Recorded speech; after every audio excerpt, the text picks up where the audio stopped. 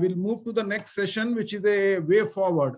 Actually, already in all these presentations, a number of suggestions have already come. So each presentation itself is a way forward. Some ideas are coming out of that. But nevertheless, we have this session on way forward. And the first topic is, can investigation be completed without the arrest? So Dr. PM Nair, I hope Dr. Nair is there. Now, Dr. Nair is a 1978 batch IPS officer from the Bihar cadre. He superannuated as DG NDRF. He has a vast experience of working in CBI, NHRC, UNODC, CRPF. Post-retirement, he was 5 years with the Tata Institute of Social Sciences. He is an international expert on human trafficking, and his PhD is in victimology. He is the author of as many as 18 books. And during his CBI tenure, he handled Bofors, Arms Drop Purulia, ISRO Spionage, Rajiv Gandhi assassination.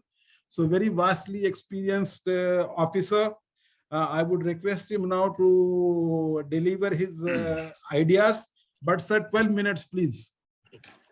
Thank you, Dr. Ish, and all the respected and eminent colleagues in this senior officers. Namaste to all of you. Since every person has made out a wonderful presentation and come out with some specific suggestions, so the way forward is already there, as Dr. Ish rightly said. Congratulations to the IPF also for this wonderful initiative. The question is, can an investigation be completed without arrest or justified arrest? The answer is loud and clear, yes. An astounding yes. Investigation can be done without arrest. Now, if I take a little forward, 10 years in CBI, the entire anti-corruption wing, the arrest is almost nil. Almost nil. It would be 5% where the situation so demands. Imagine 1,000 crimes you investigate. Of course, I don't say CBI model will work in the state police. There is a difference. I'll come to that. But in anti-corruption cases, 90% of crime, there was no need for arrest. Custodial interrogation was there. Interrogate the person. Call him to officer, call him, go to his office, take care of the, but interrogate him. Interrogation does not mean assault and torture. That is never, ever. I don't contribute to that either. Now, so therefore, the point is loud and clear message, we can do investigation without arrest. Now, why arrest when there is a law and order situation? Somebody is going on creating crime, or as an example, a continuing crime to prevent a continuing crime, or somebody is damaging evidence, or harming a witness, or harming oneself, or harming the police officer. In Rajiv Gandhi case, the fellows had cyanide on the neck. The moment you go and arrest him, first thing he'll bite cyanide and bite the police officer. Therefore, we had to arrest him because otherwise the man will definitely kill the policeman. We had incident too. So harming investigator and habitual offenders.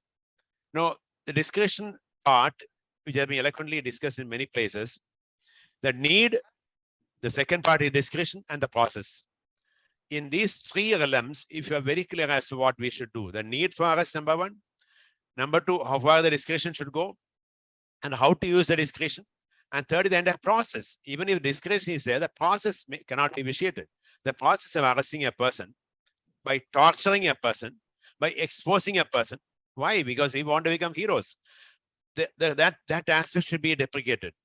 Arrest the person, bring him quietly. People need not know you are arrested a person. Why should disclose? The naming, shaming aspect has come very, very predominantly in these days. I think that's one initiative we should deprecate. We are not here to showcase that we have done a great job. Your job should speak for itself. It's not the process. Now, coming to the important aspect of the arrest part, why people are indulging in arrest is they think we have to interrogate a person only by arrest. Interrogation of a person, even a hardened criminal, can be interrogated without any arrest. If you are using scientific methods, if you are using scientific tools, if you are using professional techniques, the art of interrogation, the art of observation, the art of listening, all the scientific methodology, if we can put into practice, how many people in the field, sub-inspectors, inspectors, even the SSPs, have the skill of art of listening, art of observation. It's a professional methodology which we need to. People are bogged down with so much of routine work or whatever law and order issues. They think they don't have time. So when they think they don't have time, the time doesn't come with them. So we need to inculcate this art of professional work with them. Then this requirement of arrest will come down. And if arrest serves no purpose, why should arrest be at all? Arrest be done at all? Therefore, the entire philosophy of arrest should be, it is required or not. Then the need, it means the need of arrest. Then the discretion part, 41 CRPC and all the judgments, including the Sandeep Kumar judgment, right from DK Basu down the lines to Sandeep Kumar, wonderful judgments we have. Coming to all the judgments, there is no dearth of judgments also, as Sandhu said, there is no dearth of laws also. The point is, all this together, how does it come down on the person on ground?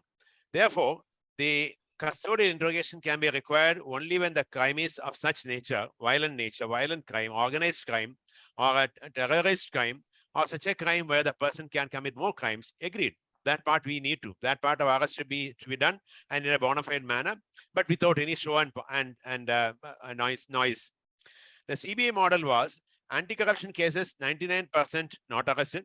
Special crime cases, means these sort of violent crimes, arrest was there. It will be around 75 to 80%.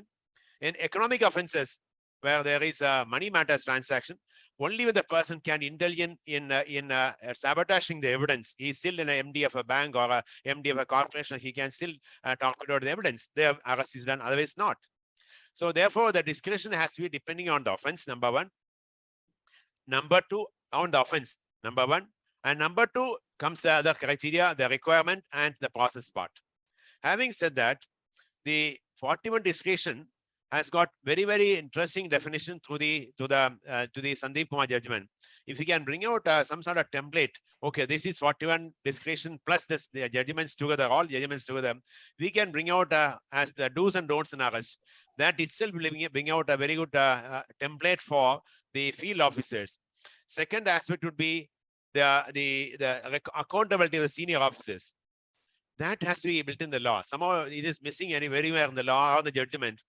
The accountability of senior officers, we all know, we have been all in the position and of various places. When the superintendent of police is a man who respects human rights, who ensures human rights, for whom human rights is non-negotiable, human rights for the victim, human rights for the accused, human rights for the witness, all of them, and human rights for the police officer also, I think the things are done better. Therefore, the focus should be on the superintendent of police today, where we can make the superintendent of police accountable under the law and administrative matters. Then I think we can make a huge difference. It's all, again, the superintendent of police has to manage. Why only political interference? The court interference. We all talk about the Israel espionage case now in the film going on. Nampi Narayan is only one part. I had a tough time with the court because court was wanting to arrest Raman Srivastava. Why not arrest him? Raman Srivastava, IGP Kerala that time. Later he became DGP. He said, why not arrest him? We said, sir, we have no evidence. Right, give an affidavit that you are not arresting him. Then he will pass judgments. I said, we will go if there is evidence. He didn't accept that. He passed all sorts of strictures. You see the judgment? Court cannot pass such a stricture for not saying we will not arrest him. He said, if there is evidence, we will do it. But we don't have evidence. Then why? Say that you are going to arrest him. Virtually putting a gun on the neck and saying, go and arrest him. He said, no. Director CBI had to file an affidavit. Director CBI also said very, very, very polite terms, no, if there is evidence, we'll do it. But court did not. Court passed severe strictures on us. So ladies and gentlemen, the point I'm trying to make is pressure can from the court, come from the courts, or come from various sources, but we stood to the gun. We stood to the gun. We went to Supreme Court and got all the innuendos and insinuations expunged. It's a long fight, fair enough. Now, we should not buckle down. I think the competence should lie in the senior officers. If they are capable, they can take the leadership.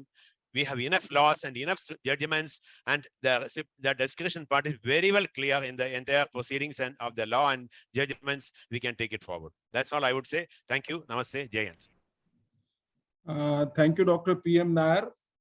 I must repeat what he said. Investigation can be definitely completed without arresting a man. He said astounding yes. So I think it is for all police officers to remember. He also gave a good suggestion that maybe for arrest, we should make do's and don'ts kind of a checklist and circulate to all the officers, train them. And then he, of course, spoke about the senior officers' accountability, where SP must be told to look into. So thank you very much, sir, with your CBI experience. I think it is again a food for thought and going ahead.